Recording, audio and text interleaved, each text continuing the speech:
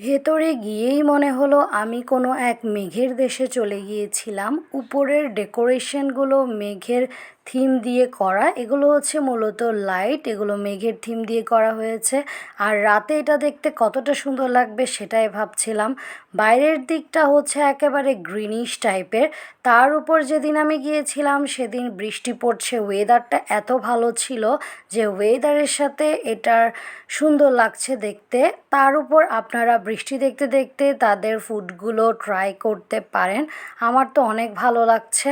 দেন এই ভেতরের দিক থেকে বাইরের সাইডটা দেখেন, এটা দেখতে আরও বেশি সুন্দর লাগছে। এই ওয়েদারে এরকম একটা রেস্টুরেন্টে গেলে তো আর কোনো কথাই নেই।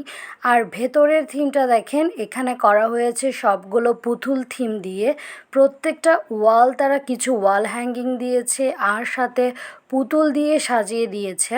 অনেকটা দেখতে ভৌতিক ভৌতিক ফিল হচ্ছিল। আর এটা রাতে দেখতে অনেক বেশি সুন্দর লাগবে আই থিঙ্ক। আর আমি গিয়েছিলাম দিনের বেলা, তাও অনেক বেশি সুন্দর লাগছে। অন্য সাইডেও তারা এভাবে বিভিন্ন পুতুল দিয়ে সাজিয়েছে, প্রত্যেকটা কর্নার তারা পুতুল আর কিছু সুন্দর ওয়াল হ্যাঙ্গিং দিয়ে সাজিয়ে তুলেছে।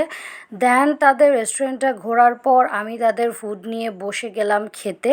আর পুরো রেস্টুরেন্টের খাবারটা কেমন লেগেছে তার রিভিউ অন্য একটা ভিডিওতে জানাবো।